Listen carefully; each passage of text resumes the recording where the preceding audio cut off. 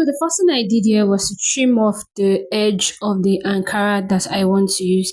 I'm cutting the front part of the t-shirt. So the first thing I'll do here is to mark 2.5 inches all the way from the top to where my full length will be. The full length I want to use here is 30 inches. Now this 30 inches also comprises of the sewing allowance.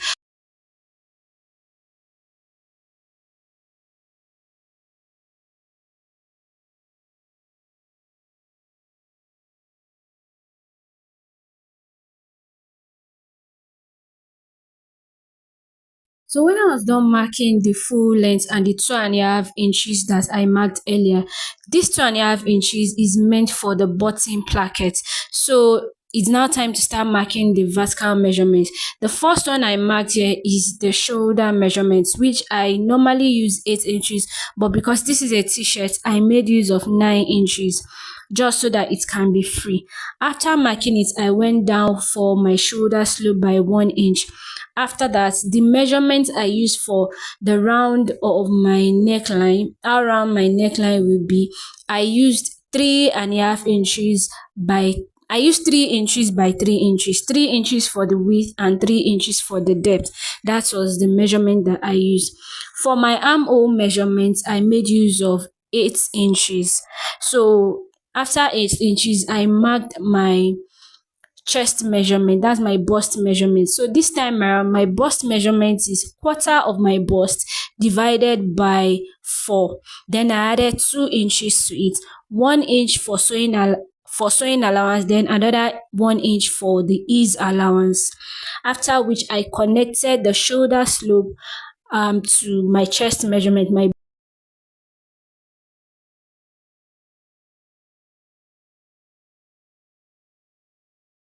The next thing here is to get the midpoint of my armhole measurements. After getting the midpoint of my armhole measurements, I went out by 1 inch. You can either use half or 1 inch. Then I connected it from the top to make a curve round it. I made a curve that will form the armhole measurement. After making this curve, everything that I have after measurement was around 9 to 10 inches. So that was how I was able to get my armhole measurement. Now, since this is a shirt and it's not like it's going to be very long, I decided that what I have for my bust measurement is what I took down to where the full length is. You can decide to reduce this if you don't want it to be too big. So I just marked a straight line. I ruled a straight line from the down part straight to where my bust measurement is. Then that's all for it.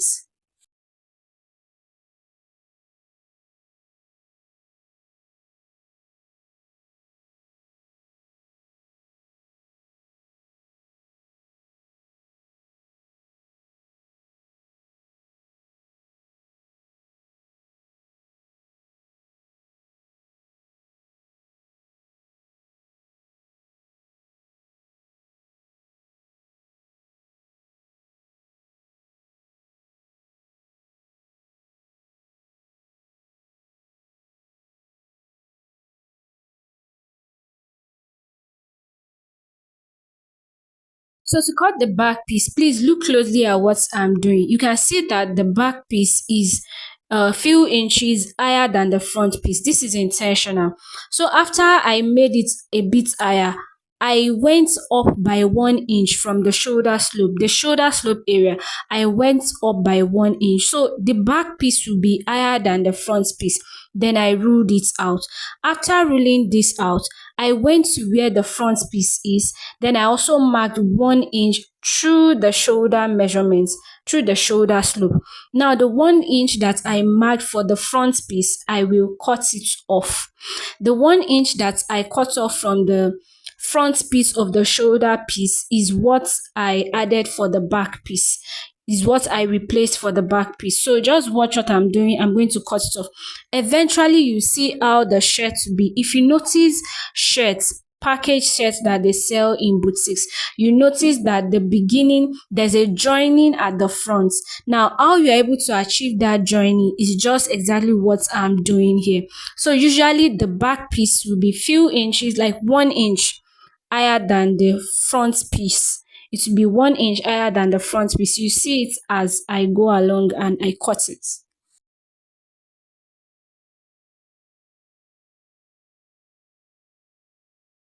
The measurement for the neck width for the back piece, I used 3.5 inches for the width and 1 inch. You can also use 3 inches by 1 inch. For the front piece, I used 3 inches by 3 inches. For the back piece, I made use of 3 inches by 1 inch. The back is not supposed to be deep at all. It's just you just need a little to cut it off. So see how I placed this. This is how it will look like eventually.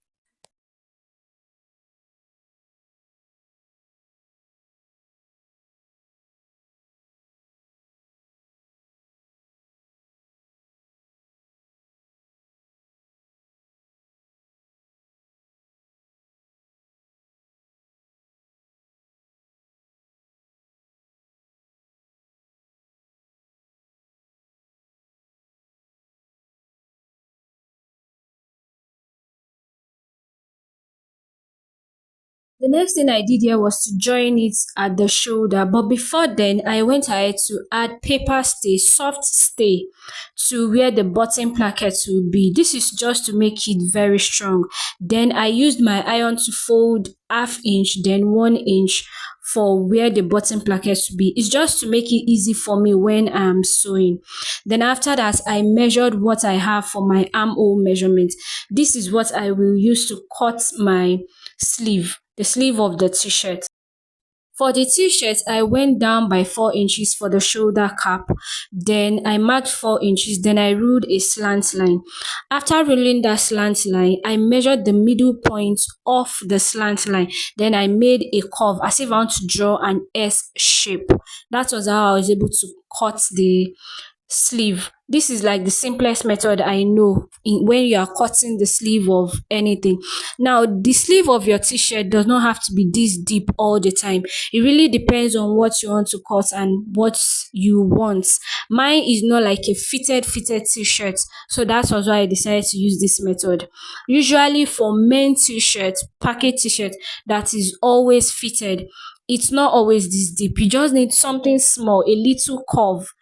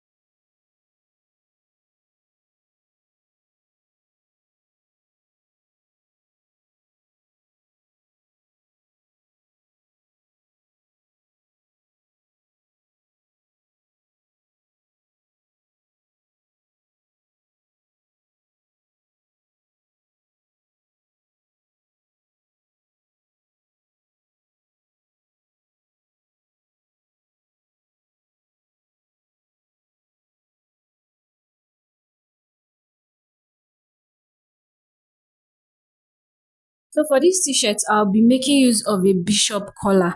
Now to cut this bishop collar, first you have to measure the length of the roundness of the t-shirt, like how round the t-shirt is, the neck measurement of the. After getting the measurement of my neckline, that's the length, I will go and transfer that measurement to the fabric that you can see me use. Although I added 1 inch and that 1 inch is for sewing allowance. This fabric I divided it into four. Initially, I divided it into two, then into four. This is so that I will have two pieces of that bishop collar. Then I went up by 1 inch. From that 1 inch, I made a slant line. After making that slant line, the purpose of that slant line is just to give it a bit of curve, since our neckline is round, just to give it that curve. So after I went up by 2 inches, 1 inch for sewing allowance, and 1 inch is what the bishop collar will be.